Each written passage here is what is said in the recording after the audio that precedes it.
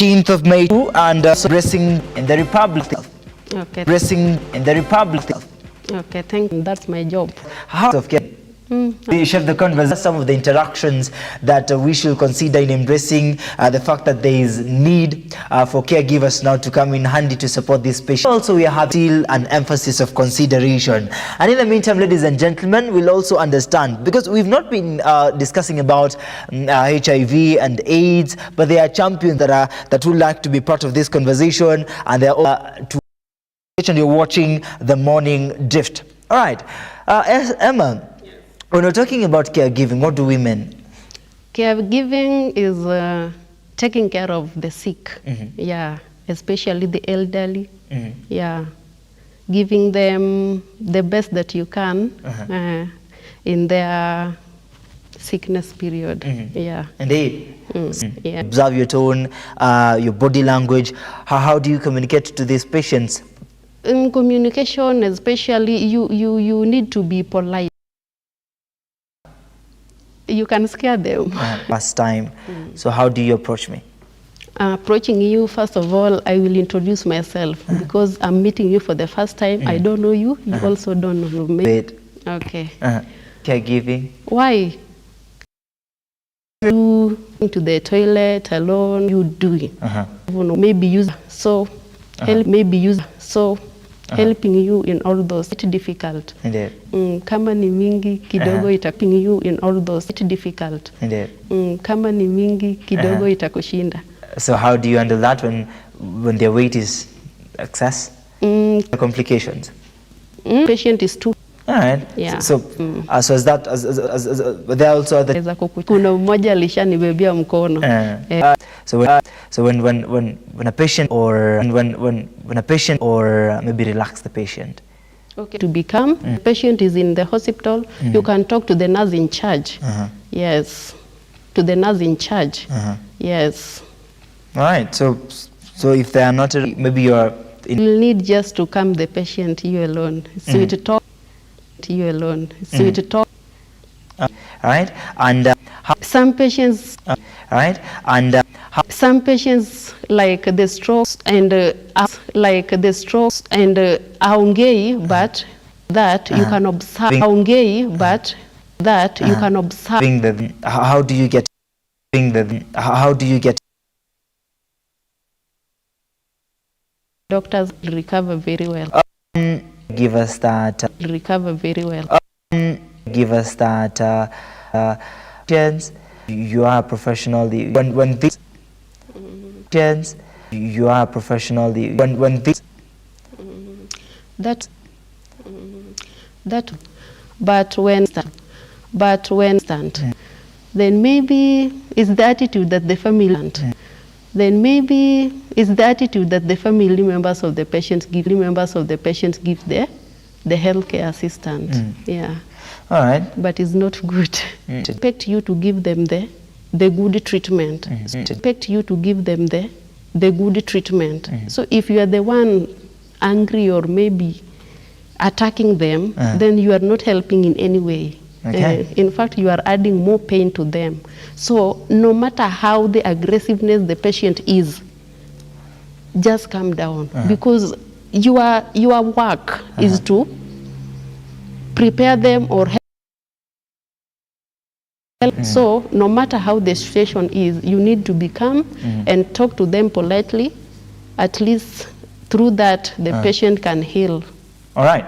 So in providing assistance to individuals who need help with daily living due to factors like age, illness, or disability, so this can range from simple. Really now I'll have to know, because now you've given us an emphasis in the body on caregiving. So how did Emmah Akoth begin this caregiving? Was it the passion that you had? Was it something that you wanted to do? What really made you have an interest? Very hard to just take care of these people. But how did it happen that you wanted to do this at an early age, or really happened? First of all, okay, my passion since I was a little girl was to be a midwife. At what age? Around 10 to do, though it has never been achieved. Yeah, I wanted to be a midwife. what really inspired me to do that was my late mom. The death, she was expectant, and the baby died in the womb. As I was growing up, I really wanted to help these women. Really, iliniguza kidogo, helping these needy people, especially when they are sick or maybe through their weakness period. Yeah. Indeed. But the fact that you're in the challenge. Just to how can I say it? Because this dream of being a midwife, niliona ni kama bado iko mbali kidogo. And I really wanted to interact with these needy people. So when this opportunity came, can help me see a nurse that delivers the baby. Midwife, yani seeing that of my mom, that's what the fees for doing I could not manage. Yeah, paying. We could not manage. Yeah, paying the fees. So at least this one was manageable. Was manageable. The child was supposed to be delivered at 6 months. I don't know where the clot came in, kwa kichwa yake, and negligence, maybe in the caregivers can come in to really support. And I believe the midwives that are doing a great job out there, they are really embracing the change. So the biggest obligation is assisting these patients on their daily activities. Yes. And these patients on their daily activities. Yes. And kudos to Emmah Akoth and the work that you do so far. Thank you. All right. So, ladies and gentlemen, the emphasis is still this. When we come back, we'll have an engagement on the entire emphasis on caregiving.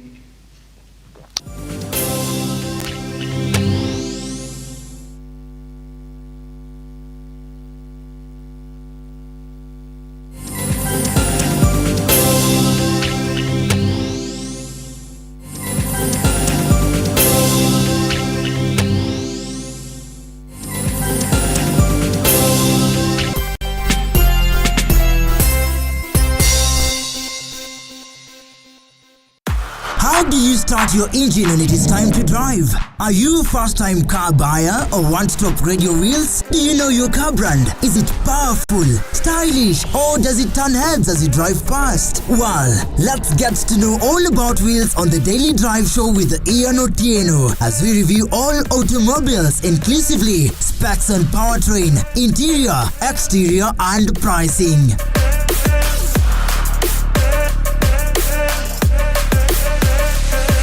Get on board with Ian Otieno for a dose of automobile scene on Lookup TV.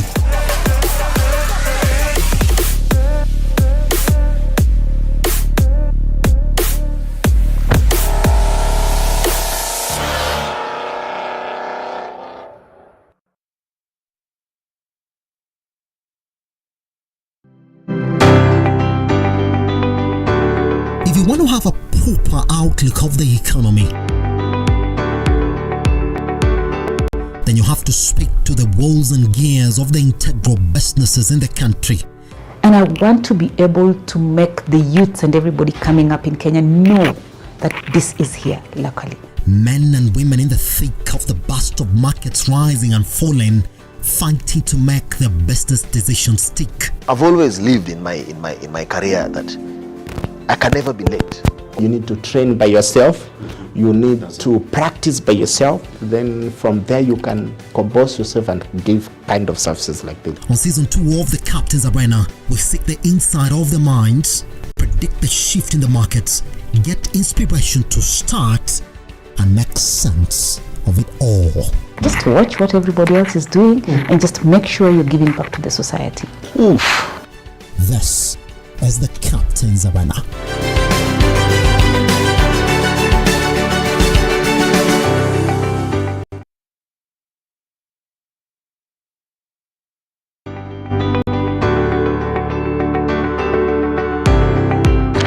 taarifa zinapochipuka na kutufikia papa hapa kwenye makao makuu ya chumba cha habari cha runinga ya Look Up, kwenye taifa, kwenye serikali, kwenye bunge, tunajitosa hadi kwenye sauti ya wenyeji ili kupata tu maoni ya wenyeji kuhusu masuala haya yanayochipuka. Maana hii kitu inaenda kuumiza Mkenya kwa tax. Hakuna kitu tunafurahia. Nothing. Absolutely nothing. Sisi tunaumia, si ati tunaumia ile ya kiukweli. Juu maisha ni ngumu. Na bila shaka tunapata maoni yao ili sauti yao ipate kusikika. Na watasema hili, waseme lile, watasema hiki na waseme kile, almuradi sauti yao ipate taa. Mambo ya mafuta tena imekuwa ni changamoto zaidi kwa kila mtu wa bodaboda.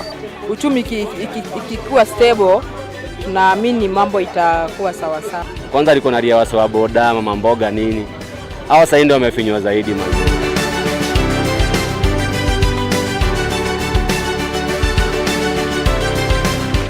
Penzi mtazamaji, hii ni bunge la wenyeji.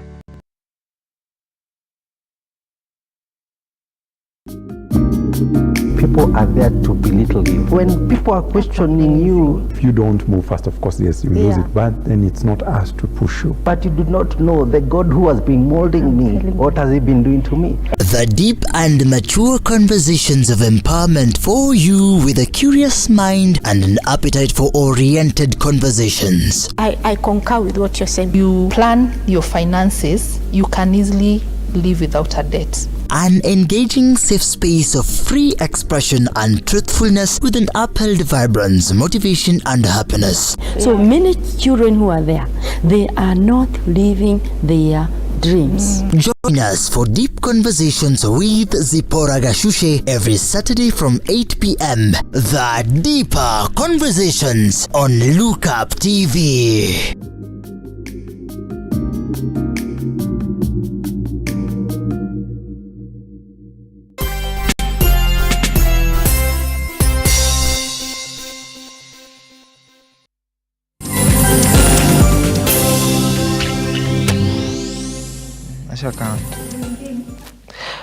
All right, welcome back. Now you're watching The Morning Drift on Look Up Television, and this is Drift Health Check.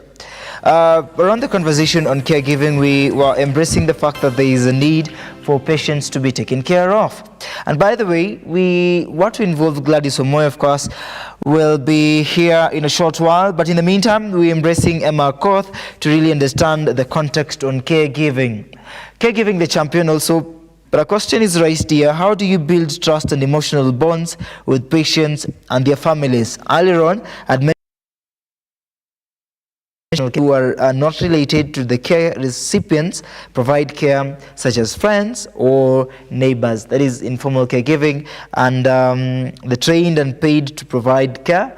Are you paid? Okay, so you're on a professional caregiving. Yeah. So a family caregiving, where a member such as spouse, child or other relative provides care. So we are to specifically, let's be professionals. Yeah. All right. Like when attachments. So you've been given a duty now. This is a patient. So how do you make sure you give till you impress even the family members? Yeah. Your work can make the patient not to need any other nurse assistant, but just you. Indeed. The way you talk to the patient, the way you work, everything. Yeah. But the feedback, ndongori sasa. So how will you internalize that? But sasa, huyo patient, huyo client anasema hapa, huyu mimi sitaki kumuona tena. So how do you that wewe ulipiga kazi nzuri? Kwako wewe umeridhika, but to the family member or to the patient mwenyewe they can just change. Kama umeridhika is also important. Embrace their disability. Yeah, don't like ignore ama maybe unawaonyesha madharau because they are disabled. Of course, in the last 2 years you've been meeting different people. I would really like to know how now you balance your well-being in terms of ECP isikusumbua akili sana, isiku mental health. Okay. During my off days. Lazima nipige both night and day kukuchosha. So if you get off, maybe I can take a week. I just relax at home. So you can get off your week? Yeah. Nikifanya live-in for some time like 2 weeks mfululiza ama even 3, then I need to take a week off break. Ndio uko na 100% stability. Kabisa. I was really tired. You feel dizzy. But nilikop. Yeah. So of course pia ningependa kusikia vile how you treating different patients alafu working consistently. Hiyo inafanya unazoea kabisa. Alafu sasa unapiga kwa hosi gani? Mostly when my patient is admitted, when the situation wasn't. It's when the condition now comes in. I have the home care patients. So when they get admitted, this is when I interact with the hospital. Yeah. All right. So which is beneficial as well? Very. Ingekuwa tuko wewe tuko OC back to back, ungekuwa unapata hata off. Iko beneficial juu. Okay, when you All right, so how do patients are giving you as and the patient? So what you be mindful of what you'll say, and so story yao vile you utaipokea ama utamonyesha na yako ni serious. Story kuhusu health matters. Kuhusu their health. Pengine umechoka so why nilisema ya kwanza, you have to understand your work very well. This is what we do, and these patients really need us. So akileta story, you have to just have the story with the patient, because through that storytelling, the healing process continues, and the patient can really recover through that. Indeed. Talk to us about is very important and is a key when it comes to healing process. Yeah, lazima ukuwe msafi we mwenyewe, then taking care of the patient. Atutaki infection is spread. So where the patient, the bed of the patient mwenyewe lazima kuwe very clean. The bed should be very clean. So hygiene is very important. Even the food that the patients eat, hygiene is important. Indeed. Yes. So there are these diseases that are very strong. Is it ugonjwa hatari? You've got these encounters as well? Yes, like the TB, hizi zenye zina spread. You yourself, you need to protect yourself. You use the protective gear. Don't touch or maybe udumie patient without the gloves. You need to protect yourself first in the first place. All right. Protection and in the environment of cleanliness and embracing that. Important. So ni patient anafaa kuwa clean sana ama ndiwe? All of you. Both of you? Both. All right. To ensure you have a sustainable environment na to make sure easy communicable diseases hazija kufikia. Have you ever been into that situation, God forbid? Like is it communicable? Not really. Not really. Mungu amekulinda. Nashukuru. Yeah. Because kuna ugonjwa zingine zikianza kukushika, normal. So support system. You gain your support system from the patients ama from within? They cope and they accept to mingle with you. Indeed. So sipati hiyo shida sana. Yes, but mostly female. But I do both. You do both? Yes. But mostly female. Wanaume wako na tatizo, hao ndio wanasumbua sana. Wanasumbua. Yeah, wanasumbua. Aje. Alafu pia men, they really don't like female because that the dignity and the privacy. Yeah. Utaona. Hiyo ina mata sana. It's all right. And that's why so if males wanataka wahudumiwe na males wanataka tu males, females Ni rare situations utapata female anahudumia male. But there are. Where you're getting a male client, what runs in your mind? Kidogo tu hiyo aggressiveness of men. Alafu they're strong. Work with women? Yes, very easy with women. Hawakusumbui? Wanasumbua, but at least I understand that gender more than the male. Indeed. I believe it sounds challenging when embracing that. What is one of the story or one of the patients that came in and hiyo nayo ilikugusa moyo sana? I had a stroke patient, hakuwa anaongea. So when she's in pain, you can see the facial expression.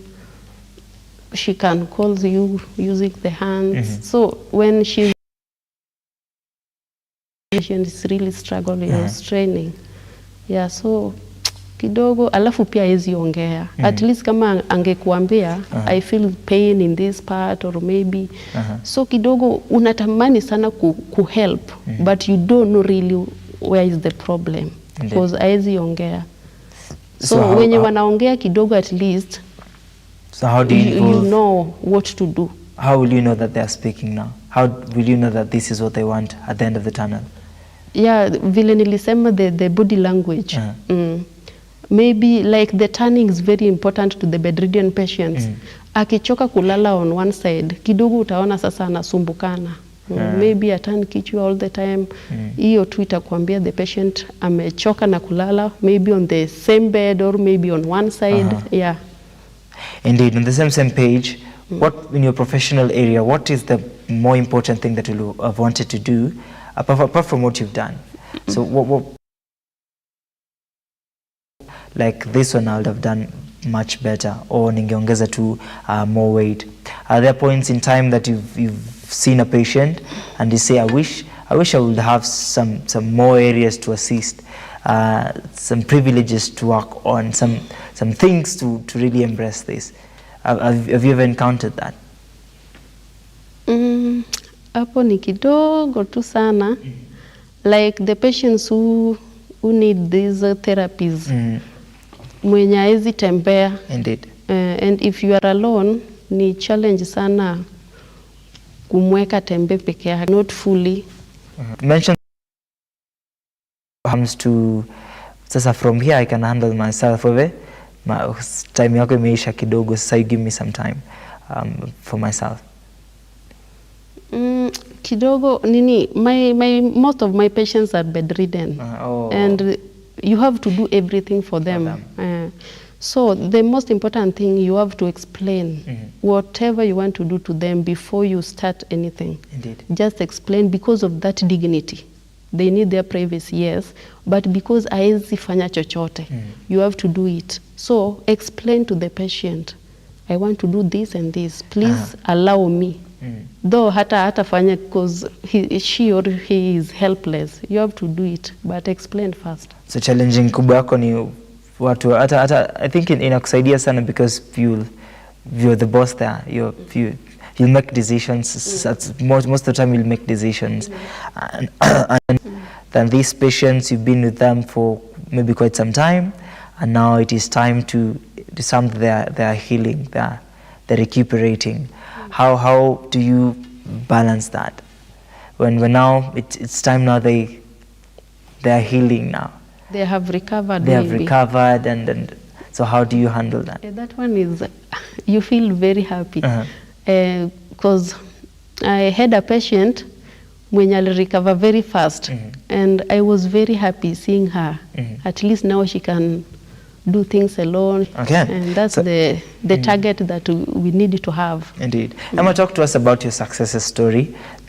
Mambo yangekuwa namna gani? You've got some few encounters as well. You're happy about your hands and what you do. When the patients recover, it's very impressive, and through that they can really thank you. Not really that but your work has really helped in the recovery process. So that one is one of the successes. Yeah, when you see your patient has recovered is a success. And the Ministry of Health in is taking... The government suggests that if at all the government can really be in a peaceful place or in a good place to go. Yes. Domestic Almatic says life with good health is true wealth. To all humans, be kind, for whoever you meet is fighting a harder battle. From Socrates. Socrates is where Jamstick live, I believe. King Dantimax, an exciting topic, 100%, in the best way possible. Did your before we get to the bottom line of the session, did your family embrace that you're now a caregiver? Yes. All right. I embraced it. So it wasn't a challenging time for you? No. All right. So same, how has caregiving evolved? That process. Kitambo tulikuwa tunataja hizi sana. The family was the closest caregiving. There's a need for caregivers like you. So how has the journey been towards embracing that there are caregivers in facilities across the hospitals in the country? Okay, this job is not really easy. It's very broad, and the nurses can't do the job alone. Even when the patient is at home, the family members maybe kila mtu ako na shughuli, kila mtu yake, and the patient cannot be in the hospital all through his or her life. So the bills in the hospitals can be a load. That's why most of the patients at least can be taken care of from home. So this is where our jobs gets in. So I think the family members maybe job, everyone is busy. No one to take care of their family. Maybe if the one of them is a patient. So we needed to be there to help them. Yes. I believe we will have engaged about the champions. You'll just give a slide on the champions and on the people that have recovered. Of course, Gladys was to be a better example towards all this. To you, right? So for all these years, she's been with this condition, and she really wants a difference and a change, and of course it may happen to Eva that things are in that particular direction. So from where you sit, do you think that also these champions need caregiving? If the patient is strong enough, like I saw Gladys, she had a very glowing face, meaning she has already accepted her situation. And that one is a healing on its own. Acceptance. You need to accept the situation. Indeed. Then you adhere to medication. Eat well, exercise more, then nothing can worry you. Yeah. All right. Being in a denial is what can really make you udhofike kiafya. Okay. So what advice would you give to young people considering a path in care? It's a good place to be. Ukikubali, you can do the job. Is a nice career. Indeed. You came in with someone. Yes, my niece. Your niece? Yes. Oh, nilikuwa ndani yeye ndo umekuja kupiga example na yeye nini ya caregiving. She's my niece. Okay, I know. So I see. All right. So, so this one also wants the niece also wants to become a caregiver soon. I don't think. Is it passion yake? I don't. Sidhani kama ni passion yake. All right. Would you like her to do that? I would, but based on her passion. Yanataka kwa mtu wa IT. Naona vile amebeba laptop kubwa. Yeah. All right. It's nice also to see how embracing that now. Kuna hiyo support to system yenye una receive. Yeah. Sindio, and I believe pia naambia watu wa nyumbani, mom that is here, and I believe you're doing a great job out there. In your opinion, what does health is wealth mean in the context of caregiving? You understood that topic that I shared to you, and above all, as we come to the bottom line of the conversation, health really matters. And I wouldn't say that this is a perfect engagement in a conversation that we would have had, but I believe with the glimpse and the snips of what we've mentioned this morning, maybe the audience have selected something small.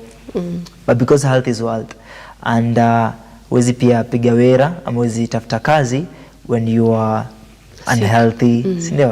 So what does that mean to you when we speak about health is wealth in the caregiving concept? Indeed, health is wealth. When you can see the family members of these patients, the way they spend, medication is very expensive. And these patients, most of the bedridden, they can't do anything. They have stopped their job because of their health issues. So this one, you can't do anything. Yeah, but when you are healthy, even though you don't do that serious paying job, but at least you can put something on the table when you are healthy. You can walk. Yeah, your health is your first wealth. Indeed. Yes. Okay, your health is your first wealth. Yes. Indeed. Yes. So to many that are sick but still want to push on, wanasema itaisha tu, then when they get to work it becomes a crisis. Yes. When I'm sick, when I'm unhealthy, what are some of the things to consider? Unajua hiyo kazi itaisha, lakini maisha yako is very important. And also to the employers, that when you're telling them they force you in. Sasa unajua huwezi taka kupoteza kazi, you'll just come on board. You're a professional, you're a worker as well, you're an employee as well. What will be your advice to this kind of situation? Your health matters a lot, no matter what job you are doing. Even the employers need to understand that they are also human beings. So you need to seek medication first. Go and visit your doctor.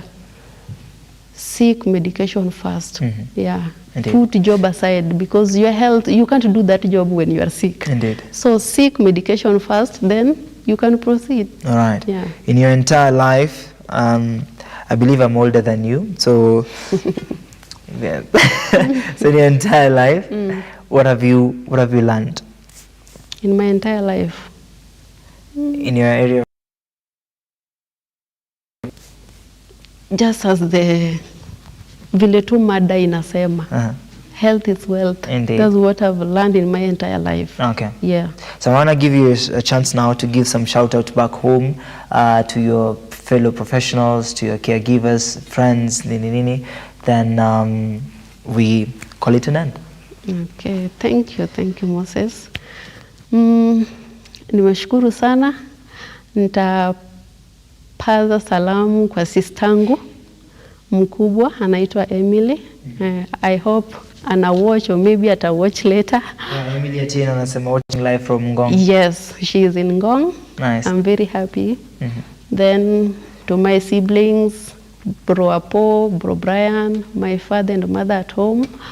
My niece, of course, Sharon Brooke is here with me. I'm very happy.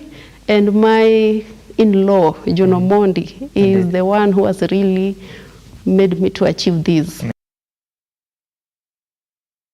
And to my friends and my colleagues, of course, yes. Thank you very much for watching. And the caregivers who've trusted in you?